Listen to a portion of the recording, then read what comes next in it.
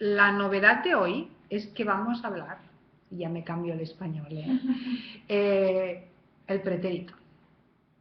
Tema súper importante, no solo importante e interesantísimo, les gusta mucho una vez lo entienden, pero al principio, como siempre, igual que con el serie Start que has hecho hoy, se quedan pasmados, que dicen, ¿por qué me va a hablar usted ahora de que tiene dos pasados? Entonces yo lo primero que hago es ponerles arriba bien grande en la pizarra past, y primero me aseguro, believe it or not, me aseguro de que entienden la diferencia entre modo, mode or mood and tense, because sometimes they don't. Entonces les digo, ok, cuando estoy hablando del tiempo, ¿a qué me refiero? Entonces me responden, ¿no? Con 99%, ¿no? Pero siempre habrá alguno despistado que no lo sabrá. Y eso como profesores es interesante que lo sepáis. Porque dicen, ah, claro, ok, presente, pasado, futuro, progresivo. Si queréis un día en la pizarra los ponemos absolutamente todos. Y al final del libro están todos, pero los podemos poner en orden, lo que hicimos con Carolina Sabin. Pero cuando llegas, entonces, está claro que este es el tiempo pasado y estamos hablando de algo que, something that happened, right? So then you tell them, okay, in English, you have one, you have, this happened, okay? And so you have to explain to them, so now we're going to see one that's called the preterite, and then the next one is going to be the imperfect, and then we're going to compare both. And they just get all flustered and, oh, okay, why? And because think that this book at this level, we're at the almost end of intermediate one. So they're tired, we're almost at the end of the semester, and now they're starting, up until now, you see the intermediate one has been pretty easy, and then here at the end, it gets a little harder. Okay. So, primero de todo lo que tenéis que decir. La única diferencia es, o la diferencia general, principal, es que en inglés vosotros tenéis solo uno y tú dices, I worked for that guy for 4 years. Worked. But also you say, when I was little, I worked every Saturday. Okay? Now, that worked every Saturday, you're telling me that it's something that used to happen for a long time. So something that was habitual in the past. So I tell them, if you can translate it into used to happen or would happen every Friday or every Saturday, so it's a continuous thing in the past, then you're going to use the imperfect. And that helps them when you can translate it into you would do it all the time or you used to do it all the time. That's the imperfecto. Por lo tanto, yo trabajaba para ese señor todos los sábados. Cuando yo era niña, yo iba a la piscina todos los viernes. That's the imperfecto. So translate into used to or would. Or would. Then another translation that's very useful is the past progressive. When something was happening in the past, léase, mientras me duchaba, llamaste. As I was showering, you called. See? So you're telling them then that as I was showering, if you can substitute that, which if you can, when you encounter the verb in Spanish and you're dwelling between pretérito and imperfecto, if you can say I was showering, then it's haba ia. It's imperfecto. Me duchaba. Cuando iba a clase, me caí. Then I explained to them also that, and then when you put it on the board, there's many ways to do it, but you can put on the board sort of like a line like this, a wave line, meaning that that's the past that was going on. Another way is that it also describes the background. So when you're describing this place, 2 years from now, you're going to describe this place and you're going to say, for example, cuando yo estudiaba en Manhattanville, teníamos una clase para profesores de estrategias gramaticales. La clase tenía, perfecto, una tele, tenía 2 pizarras, tenía 2 ventanas, éramos 5 personas o 4 personas solo. And I tell them, see, I'm describing you the place and the scene in the past. That will also be in the imperfect. So those are the main, a grosso modo, abrochadas grandes, esas son lo más importante. Entonces dice, bueno, ¿y qué pasa con el pretérito? Entonces le digo, el pretérito es más preciso. El truco del pretérito es que es precision, precisión. Es decir, que tú, al momento que me pones precisión y me dices, a la 1 de la tarde llegué, pretérito. La semana pasada no vine, pretérito. Tú me estás poniendo una expresión de tiempo en la cual me estás definiendo exactamente cuándo pasó, al momento que eres, you're definite, you're putting a time slot that's exact, pretérito. And we tend to do it intuitively. When we speak Spanish, we don't even realize we do it, and it's very natural. That's why, y aquí viene la confusión, a veces utilizamos uno o el otro y a veces se pueden utilizar los dos. Depende de lo que estés pensando. Hoy se me ha ocurrido uno en el coche. Como siempre os digo, ¿ves? Las cosas que voy pensando en el coche, que es que no tengo vida, ¿no? ¿Cómo puede ser que la profesora esté pensando en el coche en lingüística? Pero se me ha ocurrido que hay un alumno que tenía yo en la universidad que tenía un nombre muy divertido y estaba hablando con la profesora y le estaba diciendo, yo tenía un alumno que era americano y había una profesora de México y una profesora española y estábamos hablando de aquello de los bad words and swearing y no sé cómo fue que salió la palabra chingar, chingas, ¿no? En algunos países es una palabra mala, es como the F-word, ¿no?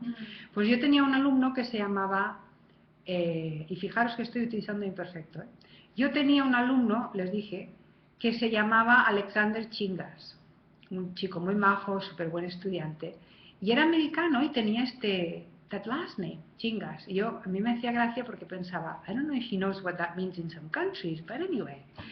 Entonces les explicaba que además que vende casas, y lo veo a veces que tiene los sign, and I still see my student that he's a real estate agent, and I go, oh, my student Alex, he was great.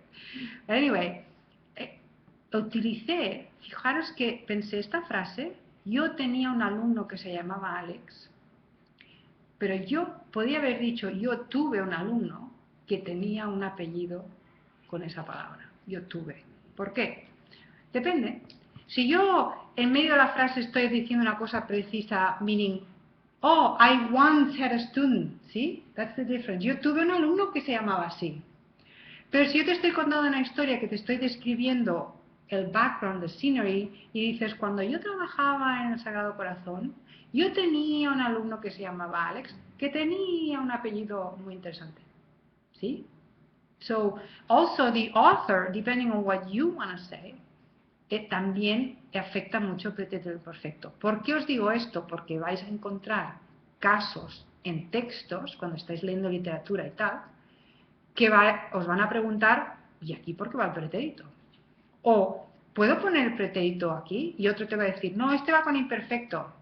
Y os voy a enseñar uno de la Universidad de Colby que tenemos en el Ricitos de Oro, que está muy bien porque te da el cuento de Ricitos de Oro, Goldilocks, y tienes que escoger tú entre el pretérito y el imperfecto. Lo vamos a hacer hoy para que veáis. Además es muy bueno para hacerlo en clase, les encanta. Y luego está también Superman en Chile. It's fun. And they all love it. But ahí es donde se encuentran con estas pequeñas cosas. Primero, y eso lo podéis organizar, lo vamos a ver ahora en el libro, pero a grosso modo, ese es el gran problema o la controversia. Que yo creo que lo que les aclara la idea es decirle, el pretérito es muy preciso. Entonces, a veces, ejemplo, precisión. ¿Qué significa, qué quiere decir, profesora, con que es muy preciso? Entonces dices, bueno, tú me estás diciendo una fecha, ayer, la semana pasada, el mes pasado, el año pasado.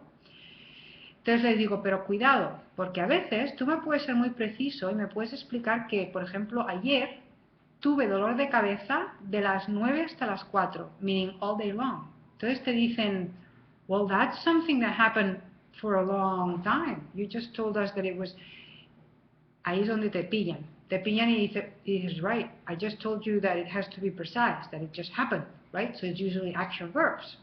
Entonces dices, sí, pero es que me estás siendo muy preciso. Me estás diciendo que de tal a tal hora o de tal a tal día estuviste en Jamaica. del 1 al 5 de julio estuve en Jamaica. ¿Por qué estuve y no estaba? Porque me dices que del 1 al 5. And that precision is what makes it correct. And grab onto that, because that's very useful. They usually 99.5% of the time, they can't catch you with any confusion there. Then, little tips about when the confusion comes, y si os veis que de repente decís, wow, es que aquí, como el ejemplo que os acabo de dar, aquí yo utilizaría los dos, ¿right? Simplemente decís, a veces se pueden utilizar los dos. No estáis diciendo ninguna mentira, es verdad. Depende de lo que quiere decir el autor, depende del contexto también, depende de cómo sea. En Creative Writing, eso lo explico. Les digo, me estás describiendo el paisaje, me lo vas a poner todo en imperfecto. Y entonces cuando empiece la acción, por ejemplo, hacía un día muy bonito y soleado y había nubes y el campo estaba lleno de flores. Cuando de repente Caperucita Roja llegó.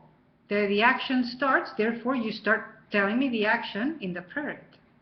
Llegó, se cayó, se encontró con el lobo, so on and so forth, ¿sí? So, habrá pocas instancias o pocos ejemplos en los cuales va a haber un poquillo de confusión. Ahora cuando hagamos el ejercicio os voy a mostrar unos cuantos, por ejemplo, con los verbos de emoción, los verbos como gustar y alegrarse. Cuando veamos Ricitos de Oro, Goldilocks dice que she liked more this chair than that chair, or more that soup bowl than that, soup bowl, or she se alegró. Y entonces no entienden, alegrarse es muy interesante, no entienden por qué el verbo alegrarse se pone en pretérito.